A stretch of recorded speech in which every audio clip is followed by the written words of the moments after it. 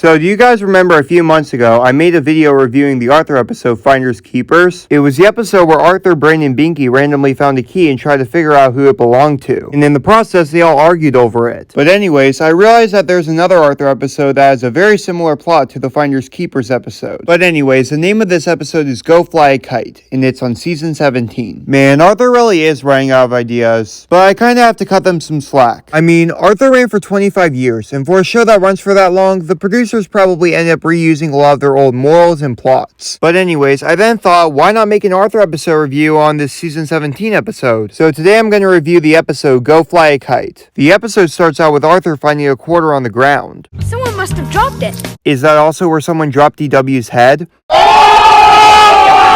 Arthur wonders who the quarter belongs to, but then DW claims the cash. And I'll probably pass it on to another person. Like your sister. You owe me 10 cents from 2 years ago. Arthur doesn't owe you anything, DW. Even when you were 2, you still made Arthur's life miserable. Arthur and DW then go to a lemonade stand ran by Visita, and Arthur and DW see a kite in the air, but the person holding the kite accidentally lets the kite slip out of their hands, leading the kite to fly into the sky. Then after the title card, Muffy is practicing hitting a golf ball into a glass. And look, I'm all for playing golf, but hitting it into a nice precious glass cup? More like you're preparing to clean some dirty dishes later on. Anyways, Muffy ends up hitting the golf ball far past the cup and she goes to look for it. Meanwhile, Binky is trying to catch a butterfly. And he may be okay at catching butterflies, but not so much at catching hints. Binky ends up accidentally catching Muffy's golf ball by mistake and he gets mad. Hey! Hey! Binky and Muffy begin to argue over their little shenanigans when Ladonna tells them to keep the noise down. Look at Ladonna's hair. Ladonna then spots a kite stuck in a tree, which looks exactly like the kite we saw earlier. What a coincidence. Ladonna then gets the kite out of the tree using Muffy's golf club. Putter. It's not a club, it's a putter. How clear cut, dumb nut. Anyway, Ladonna is determined to find the owner of the kite and to return it to receive a big reward. Then the three all have fun flying the kite for a while, but they still don't know who the owner is. And soon they begin arguing over the kite. Well, I was the one who got it down from the tree with my golf club.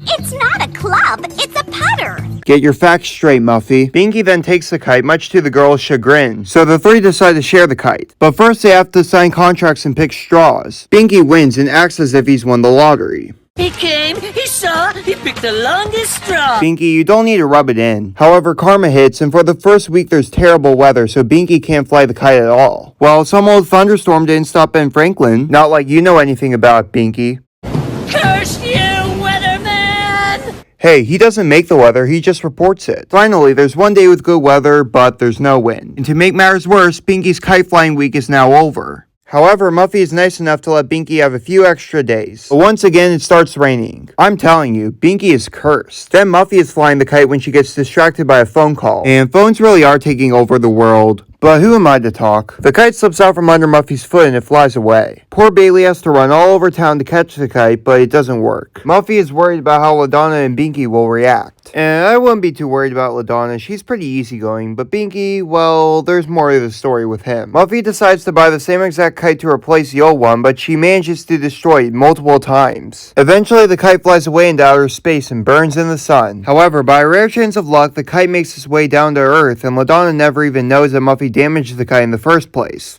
My journey to the skies was an interesting one.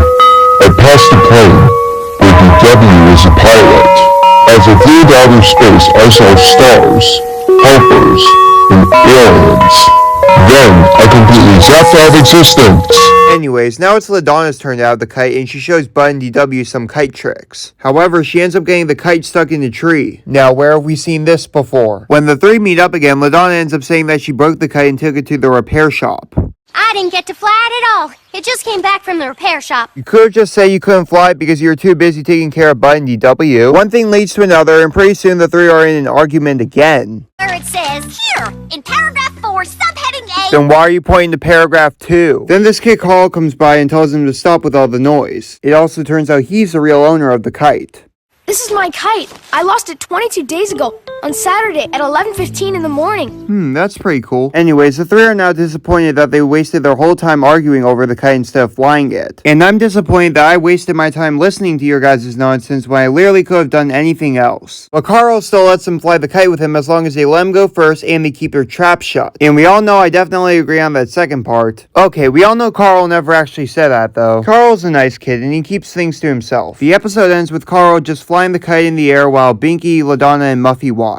So, that's how the episode ends, guys. So I thought this was a pretty good episode overall, but like I said in the beginning of this video, this episode is very similar to the Finders Keepers episode, which in the end shows Arthur really is running out of ideas. Thanks for watching, and come out with more original content, Arthur!